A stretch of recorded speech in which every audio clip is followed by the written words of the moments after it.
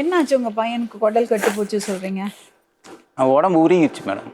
ஆள் இப்போ கூட இந்த காலையில் மாத்திரை வாங்கி போட்டு தான் வந்துருக்கு. டாக்டர் கூட்டிகிட்டு போகலையா? டாக்டர் செக் பண்ணி பார்த்தாலும் ஒன்றும் இல்லைன்னு தான் சொல்கிறாங்க. ஆனால் ஆள் உருகி போய்கிட்டே இருக்கிறான். அப்படியே எலும்பு இப்படி ஆகிடும், இப்படி இருந்த ஆள் இப்படி ஆகிடும்.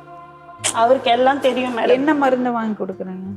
மெடிசன் அம்மா தான் கூட்டு போய் டாக்டர் இது பண்ணி பார்த்தோம். குடல் இந்த தொக்கு எடுக்கிறது, இந்த மாதிரி ஜீர்ணம் ஆகாமல் இருக்குது, இந்த சதையை பிடிக்க மாட்டுது, சரியாக சாப்பிட மாட்டேறான்.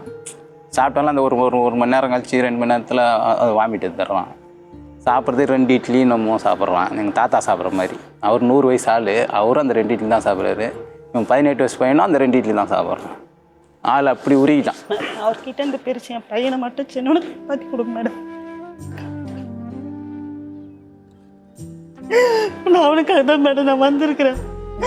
ரொம்ப பண்ணுறதே அவரு தான் மேடம். எனக்கு அவன் மேலே கொஞ்சம் பார்க்கணும் இருக்கு மேடம். உங்கள் பையனுக்கு ஃபோன் போட சொல்லலாமா?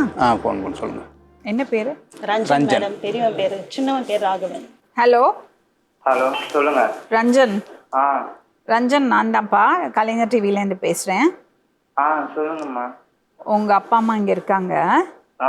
2 பேரும் அவங்க பக்கத்து சொல்கிறாங்க. என்னப்பா பிரச்சனை? உங்கள் அம்மா ரொம்ப வருத்தப்படுறாங்க, நீங்கள் அம்மா வேண்டாம் சொல்கிறீங்க, அம்மாவை பார்க்கறது இல்லைன்னு. என்னப்பா பிரச்சனை? ஒன்றும் இல்லை மேம். ஏன்னா பெத்த உடனே ஒரு 2 வருஷம் வச்சுட்டு பாட்டிக்கிட்ட விட்டாங்க, சொத்து வேணும் சொத்து வேணும்ன்ட்டு. அது எப்படியா இருந்தாலும் அவங்க போகும்போது எங்ககிட்ட கொடுத்துட்டு தான் போறாங்க. அவங்க தராம போறது கிடையாது. இப்பவே எனக்கு சொத்து வேணும், எனக்கு இப்பவே சொத்து வேணும், அவங்களுக்கு என்ன விஷயம் இருக்குன்னு சொல்லணும்ல. அவங்கள போட்டு டார்ச்சர் பண்றாங்க. அதே மாதிரி அவங்க ஹஸ்பண்டுக்கு தங்கச்சி ஒண்ணு இருக்காங்க. வாழை வெட்டியாம வந்துட்டாங்க இந்த வீட்டுக்கு.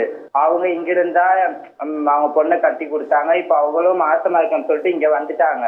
அந்த புள்ளைய போய் கரிச்சு கொட்டுறாங்க. வயிற்றுல இருக்கிற புள்ளைய நாசமா போன என் குடியை கெடுக்க வந்துட்டாங்க. அவ என்ன பண்ண முடியும்? அவன் மாசமா இருக்கா, அவங்க அம்மா வீட்டுல இருக்கா.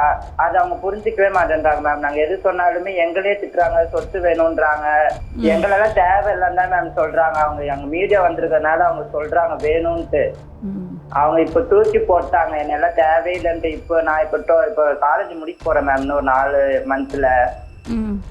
அந்த காசு வந்தா அவங்க அதை வச்சு அப்படி கூட அவங்க வீட்டு ரிலேஷன் கொடுத்து செலவு பண்ணலாம் அப்படின்ட்டு இவங்க சேஃப்டியே வைக்க மாட்டேன்றாங்க மேம். ரஞ்சன், ஒரு அம்மா அப்படி பசங்க வேண்டான்னு நினைப்பாங்களா?